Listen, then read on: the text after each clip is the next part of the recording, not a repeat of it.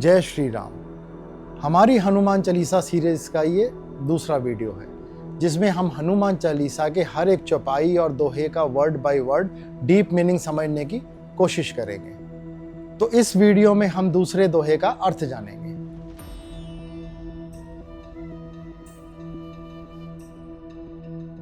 बुद्धिहीन तनु जानिके सुमरो पवन कुमार, बल बुद्धि विद्या देहु मोहि हरहु कलेश विकार।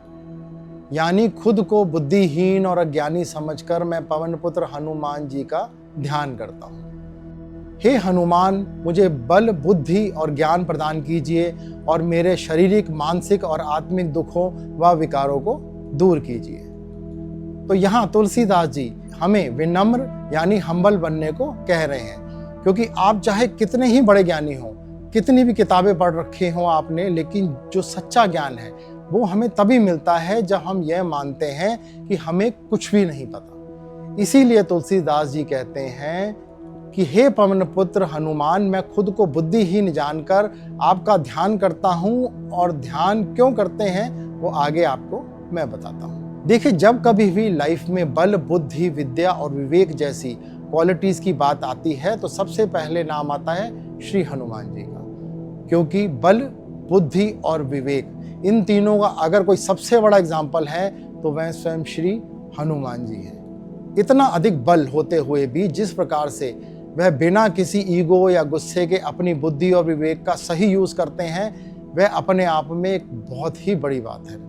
इससे हमें यह सीख मिलती है कि हम कितने भी धनवान बलवान या ताकतवर क्यों ना हो जाएं, लेकिन हमें हमेशा डाउन टू अर्थ रहना है और हमेशा ही हम्बल रहना है। तो इस दोहे में श्री तुलसीदास जी हनुमान जी से बल बुद्धि विद्या देने की प्रार्थना कर रहे हैं, जिससे विकारों को कंट्रोल किया जा सके और इसके होने से जो जीवन में क्लेश आते हैं उसका समाधान किया जा सके। आइए यहाँ हम जानते हैं कि तुलसीदास जी किन किन विकारों की बात कर रहे हैं। मनुष्य के 6 प्रमुख विकार हैं मित्रों, जिन्हें षड विकार बोला जाता है। पहला है काम, यानी कि कामना या वासनाएं, यानी कि हमारी जो अनकंट्रोल्ड डिजायर्स होती हैं और सेंसेस को सुख देने वाली चीजों के प्रति जो आसक्ति होती है उसको काम कहते हैं। और यही वह चीज है जिसकी वजह से ज्यादातर लोगों की लाइफ बर्बाद हो जाती है। सेकंड नंबर पे आता है क्रोध, यानी कि गुस्सा। इच्छा पूरी ना होने पर आता है गुस्सा, क्योंकि गीता में भी कहा गया है कि जब भी काम में बाधा आएगी तो क्रोध यानी कि गुस्सा उत्पन्न जरूर होगा। गुस्सा हमारे विवेक यानी कि सही या गलत में फर्क करने की समझ को भी खत्म कर देता है। तीसरा है लोभ, यानी कि लालच, अधिक पाने की भूख, चाहे वो पैसा हो, कोई पद हो या फिर कोई चीज हो। लालच एक आदमी की मति भ्रष्ट कर देता है मित्रों, और उसको अच्छे बुरे का ज्ञान नहीं हो पाता। वह धर्म के रास्ते से भटक जाता है और पाप के रास्ते पर उतर जाता है और आखिर में बर्बाद हो जाता है। चौथे नंबर पे आता है मोह, यानी कि आसक्ति। अज्ञानवश किसी चीज से, किसी इंसान से या किसी पुराने रिलेशनशिप के प्रति बहुत ज्यादा लगाव हो जाना मोह कहलाता है। जब हम किसी चीज को हासिल करने के लिए कुछ भी करने को तैयार हो जाते हैं, फिर चाहे वो सही हो या गलत हो, तो फिर वो चीज़ हमारे लिए नुकसानदायक साबित हो जाती है। कहा भी गया है कि attachment is cause of all sufferings. किसी चीज से ओवर अटैचमेंट यानी कि मोह होना ही सभी दुखों का मूल कारण है। 5वें नंबर पे है अहंकार, यानी कि घमंड, जिसे हम ईगो भी कहते हैं।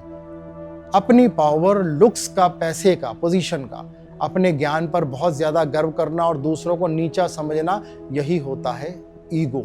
जो चीज़ हमें हमारे पूर्व जन्मों के कर्मों के अनुसार मिली है, चाहे वह परिवार से धन मिला है, अच्छा शरीर और चेहरा मिला है, उसका घमंड करके अपने आप को सुपीरियर समझना और इनके अहंकार में आकर दूसरे लोगों को परेशान करना और उन्हें दुख देना, यह एक इंसान के पतन का सबसे बड़ा कारण बन जाता है मित्रों। यहाँ यह भी समझने की जरूरत है कि खुद पर गर्व करना गलत नहीं है। अगर आप में अच्छी क्वालिटीज हैं तो डेफिनेटली आपको खुद के बारे में अच्छा फील करना चाहिए। इसी को कॉन्फिडेंस भी कहते हैं। लेकिन जब कोई इससे चलते दूसरों को छोटा समझने लगता है, और यहाँ प्रॉब्लम तभी शुरू हो जाती है। इसलिए हमें इससे बचना चाहिए, जिसमें हनुमान जी ही आपकी मदद कर सकते हैं। मित्रों, 6ठे नंबर पे है मात्सर्य, यानी कि जिसे इसी लैंग्वेज में अगर बोला जाए तो जलन या फिर जेलसी या फिर ईर्ष्या। दूसरों की सक्सेस देखकर दुख होना और उससे खुद को छोटा समझना। हमारे पिछले जन्मों के कर्मों के अनुसार अगर हमारे को जीवन में कुछ कमियां मिली हैं तो उसको प्रयास से सुधारने के बजाय दूसरों को जो प्राप्त है उसको देख के जलन की आग में जलना, यह एक इंसान को हमेशा परेशान करता है। इसके चलते जो उसको मिला है वो उसको भी अच्छे से एंजॉय नहीं कर पाता, खुद भी दुखी रहता है और अपने आसपास के लोगों को भी बहुत ज़्यादा दुख दे देता है। तो मित्रों, यह 6 प्रकार के विकार हैं जिससे छुटकारा दिलाने की बात इस दोहे में तुलसीदास जी कर रहे हैं। इन 6 विकारों को अपने जीवन से दूर कर सके, क्योंकि इन विकारों के प्रभाव से ही मन अशांत हो जाता है, कर्मों के बंधन गहरे हो जाते हैं, आत्मा की ग्रोथ पूरी तरीके से रुक जाती है।